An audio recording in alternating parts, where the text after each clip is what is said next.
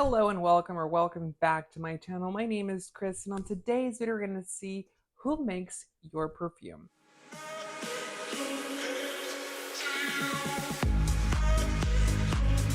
So this topic is interesting because I think if you're a fragrance lover and you know about the industry, you know who makes your fragrance, but there's a lot of people out there that actually don't know this stuff. So I thought it would be a fun idea to come on here and let you know who makes your fragrance brand. Let's get into it to see who makes your scent. So there are a number of conglomerates. There are a few independent brands out there, and I have actually, doing this research, started to see that a lot of brands are actually bringing their fragrance production and manufacturing in-house, which is kind of cool. It's kind of exciting to see that because one brand, and I'll talk about it here in a bit, in particular has kind of had a resurgence with their fragrances, and it's after they brought it in-house from a conglomerate, which is a pretty big deal because traditionally conglomerates are the money makers. They're the ones that sell a lot of units for you.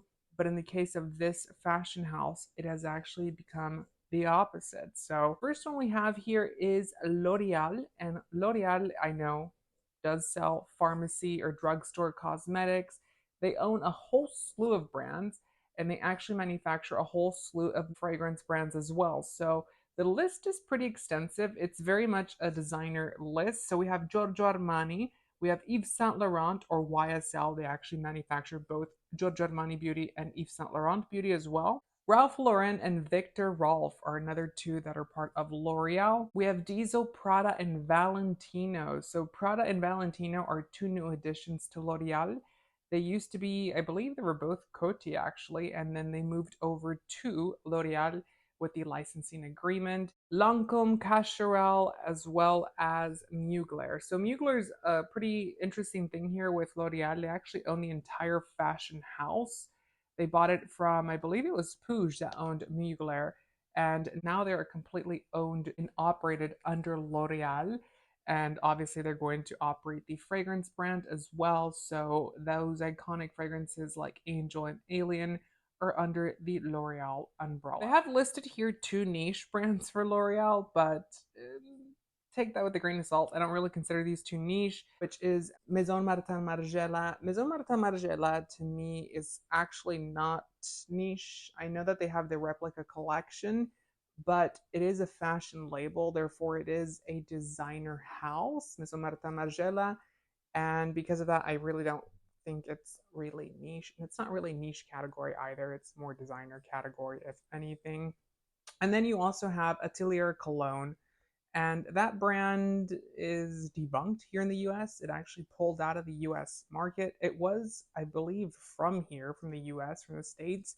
And then L'Oreal purchased it, pulled it out of the US. I don't know if it's still available in Europe. If it is, let me know down in the comments, but it is no longer available here in the States. The next conglomerate we have on this list is Puig. If you're not familiar with Puig, they do own quite a bit of brands, and they actually do manufacture quite a bit of the fragrances that you love and adore. I know Carolina Herrera has had a big resurgence in popularity lately with their fragrances, and this is a brand under the conglomerate of Puig. I think they actually own the entire fashion label, actually, I believe so.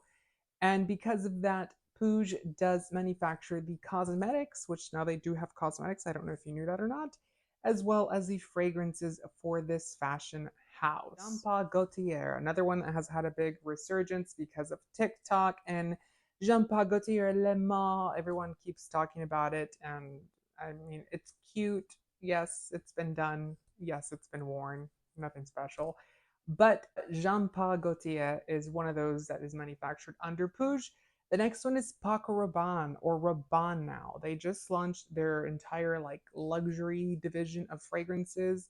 They've also launched Rabanne Beauty, which is exclusive to Ulta.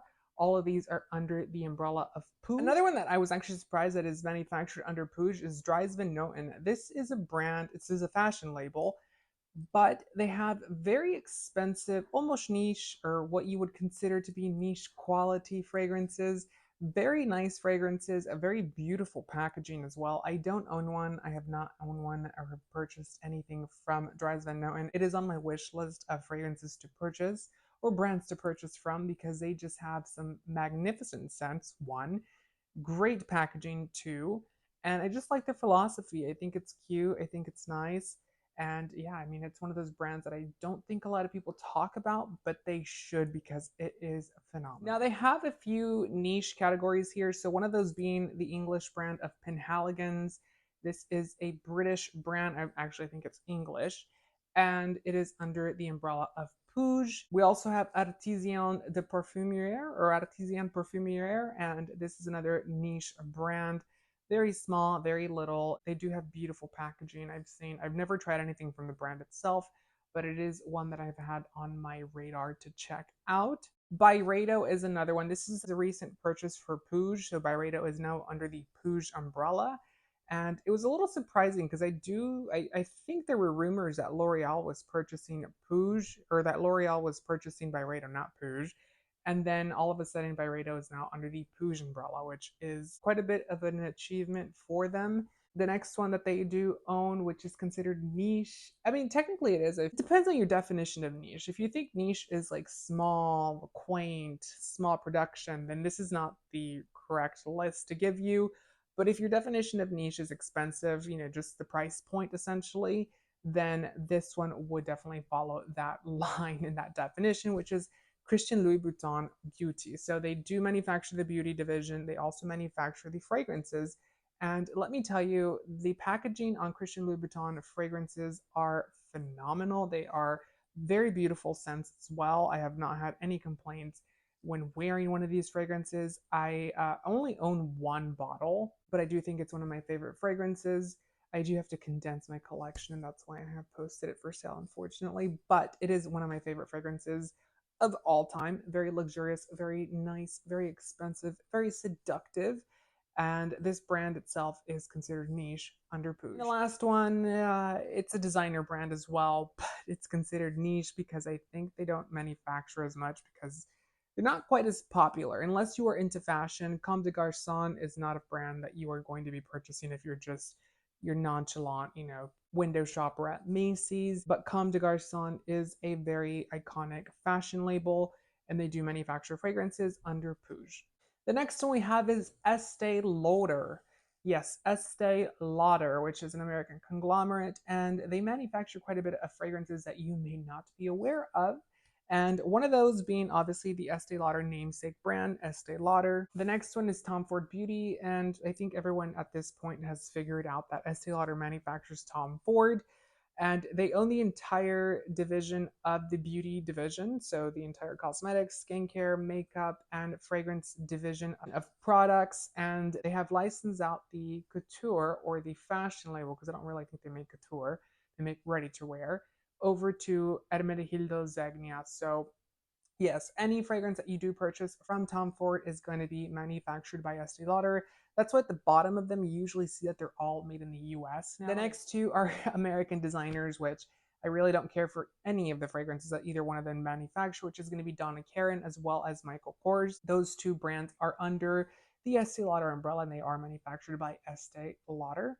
Now, where Estee Lauder kind of shines is they do have quite a few niche brands that are very popular and very, very trendy. One of them is going to be Le Labo, which is, I believe it's originally Italian. They had that whole niche where you went into the store and they manufactured, or they put all the ingredients to make your fragrance in front of you, and then you got to take it home with you. Very exciting stuff. I don't think they really do that anymore. I think you can just buy the bottle already pre-made at Costco, because they do sell at Costco if you didn't know that. And then you also have Jo Malone. Jo Malone is a perfumer. That's her namesake brand. She's a very talented perfumer that sold her brand over to Estee Lauder earlier. I think it was in the early 2000s. And because of that, she can't make fragrances under her name anymore. But Jo Malone, the brand itself, it's an English brand, is owned by Estee Lauder, and it's very famous for making colognes or cologne concentrates. They had really, really nice fragrances, kind of cheapened out after the years because Estee Lauder just doesn't know how to handle a brand like that, if you know what I mean. They also manufacture Kilian or by Kilian, and this is another French luxury niche-ish type of brand, very small batches of products. That's what they used to do. They obviously now manufacture in mass quantities, and they end up at their outlets as well. So if you're into Kilian, that is not something that you want to hear, but it is the truth. And they have one called Erin, and this is Estee Lauder's granddaughter. She somehow thought, she was worthy of paying a higher price sticker than the Estee Lauder namesake brand. And I mean, people buy it. People do buy this brand. I don't know why. I've never understood why anyone would buy a brand from someone that doesn't know anything about perfumery just because their grandmother was the owner and the founder of Estee Lauder. Go figure. I just don't understand the pricing of Erin as a brand itself, but it is under the Estee Lauder umbrella nonetheless. And then the last one I have here is Frederic Malle, or Editions de Parfums by Frederic Malle. Very iconic brand. This perfumer is one of the best perfumers, I think, of all time in our modern history. And obviously, he has a namesake brand. A lot of his new fragrances are done by Dominique Rupion and a couple of other perfumers, but a very nice brand, very iconic, very, it's, I wouldn't call this niche because they do mass produce their products, but very high quality ingredients, and they usually don't end up at discounters. I say usually because you can every now and then find it at the Estee Lauder discounter shops or the cosmetics company store, which is their outlet, or on secondary third party discounter websites. So these are the brands by Estee Lauder. The next one I have here is Shiseido, a Japanese conglomerate. Now, Shiseido kind of has condensed their portfolio of fragrances that they do manufacture. It used to be a lot bigger back in the day, and it's obviously gotten smaller and smaller as time has progressed. So there's a couple here. Izumiyaki is one of the ones that is the biggest name for them. Izumiyaki is another Japanese designer. I believe his actual couture or his actual fashion label is based out of Paris, but he's no longer alive with us anymore. But a very iconic fashion designer, and obviously the perfume Izumiyaki. L'Eau des Izumiyaki is a very iconic fragrance itself, manufactured by Shiseido. Another one I have here that's kind of forgotten lately, it was really popular in the early 2010s, is Narciso Rodriguez. And this is a brand that is under Shiseido. Tory Burch is another one that has also moved over to Shiseido. They used to be with Estee Lauder and then they moved over to Shiseido. And we also have Serge Lutens, which is a French brand. Now, Serge Lutens is considered to be niche, very nice products, very expensive products. You can find them discounted often though.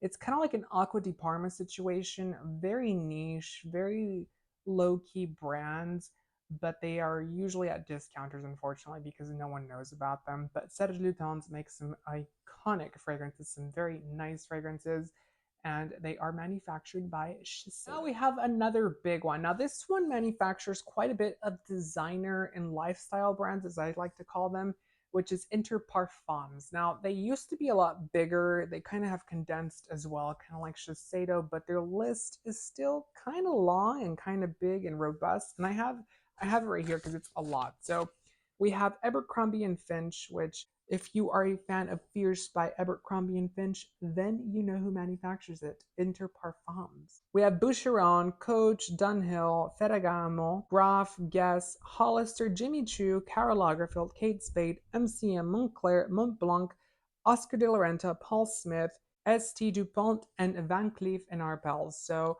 there's some high-end designers here, a lot of lifestyle brands like Guess, Abercrombie, Hollister, and Coach, and then we have higher-end names like Van Cleef and Arpels. And the next one I have here is another conglomerate by the name of Euro Italia. Now I actually stumbled across Euro Italia by accident because I was like, who makes Versace? Because I used to think I remembered that they were made by Inter Parfums, and it just did not come up on that list, and they are actually made by Euro Italia, which coincidentally they manufacture a couple of other ones such as Moschino, Mizoni, D Squared, as well as Brunello Cucinelli. I'm probably butchering that name. I am not Italian, but quite a bit of high-end names here under Euro Italia. They're not that known compared to a lot of the other conglomerates like L'Oreal and Estee Lauder, but they do have some pretty high-profile names under their portfolio. Now the next one I have is another big one, which is Coty. Now I've seen a lot online. Coty is like pushing their own fragrance brand, which I find a little unusual because I don't know if anyone is into makeup while watching this channel, but Coty used to make their own cosmetics. Own quite a bit of lower end, I think CoverGirl is owned by Coty, but they also manufacture their own like loose powder called Coty Airspun, which is very cheap, but the prices of their fragrances are very expensive. I don't know. Make that make sense. I just don't get it. But they are pushing their own brand. Nonetheless, Coty is a big conglomerate. They manufacture quite a bit of brands, and I have the list right here. The first one is the House of Burberry. Burberry is, they kind of come up and down. They have really good moments with their fragrances, and then they kind of disappear in the background. Unfortunately, currently, I think that they are not very popular, but I do think that at some point they will come out with something else like Burberry Her and become popular once again.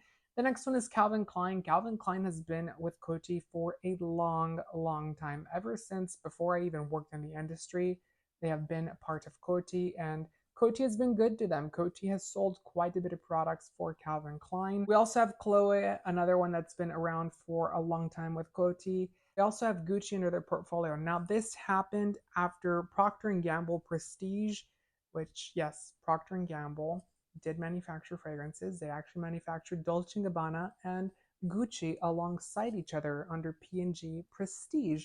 They actually sold over P&G Prestige to Coty, and Coty took over the operations for Gucci, and Dolce & Gabbana decided to take their business to Shiseido.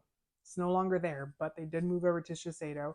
But yes, Gucci is manufactured under Coty, which is kind of the reason why I kind of gripe over the price point of Gucci, because unlike L'Oreal or an LVMH brand, they really don't get a lot of robust marketing budget, and the packaging is always a little, there's something to be desired with their packaging as well. We also have Marc Jacobs and Hugo Boss under Coty, and then we have Tiffany and Company, Davidoff, Escada, and Jill Sanders. I would really quickly just want to touch on the brand that I was talking to you about earlier, which is Dolce & Gabbana. So Dolce & Gabbana, like I said, it was originally with Gucci together at Procter & Gamble Prestige. This is the way that it was whenever I worked in the industry, and then they moved over to Coty temporarily and then moved their entire business to Shiseido. This is Dolce & Gabbana I'm talking about.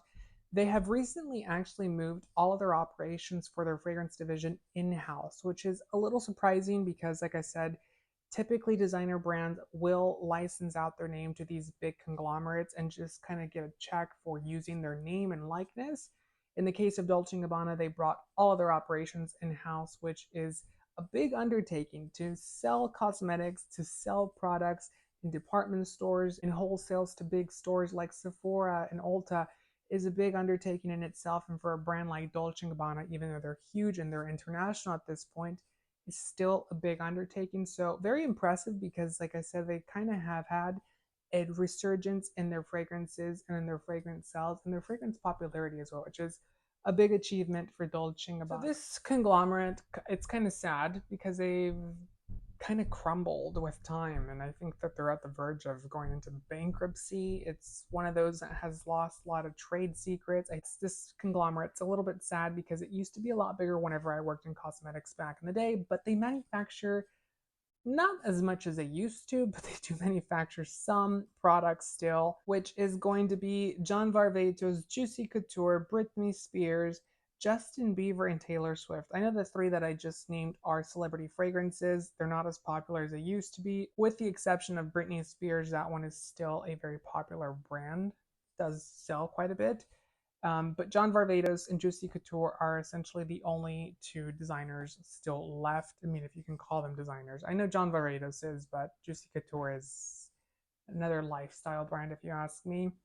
So it's a little sad. They also manufacture Elizabeth Arden's namesake brand. I don't think anyone buys Elizabeth Arden perfume anymore. It's not the 90s anymore, but a little sad to see how this conglomerate has kind of crumbled under pressure of time.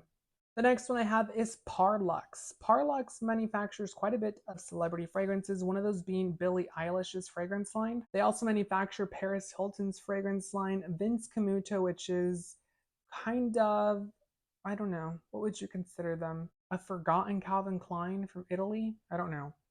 Let me know what you think of Vince Camuto in the comments.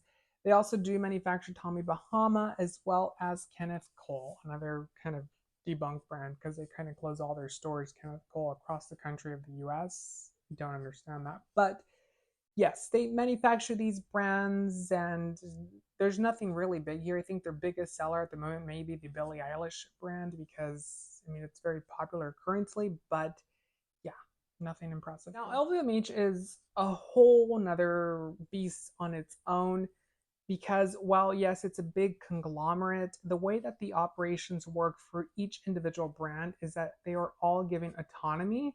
So they may share certain labs, they may share certain facilities, but they're not made by one group of people in a boardroom saying, we want this for this brand, we want it to look this way for this brand, and we want X number of sales out of this product. It's all done by each individual brand and their each individual creative team. So, with that being said, there are quite a few on this list, but just keep into consideration that it's not a L'Oreal, it's not an Estee Lauder. Each brand has their own individual autonomy under LVMH, and all of them are responsible for their own products and production and facilities and how they do all that sort of thing. So, first one is Christian Dior. This is a really big one. Christian Dior Parfums is manufactured under the umbrella of LVMH, but it's done individually in their own facilities and their own labs. And I believe only Guerlain and Dior have their own set facilities where they do research for skincare and production.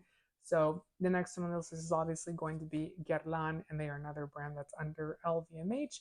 We also have Maison Francis Kurkdjian. We have Acqua di Parma, Louis Vuitton, Celine, Loewe, Fenty Beauty, Kenzo Beauty, and Kenzo Parfums, Givenchy Parfums, as well as I don't know why Benefit Cosmetics is on this list. They're not even. Do they make a fragrance? I mean, I could be wrong. And then also Fresh Fragrances, which is a skincare brand of Fresh, is under LVMH as well.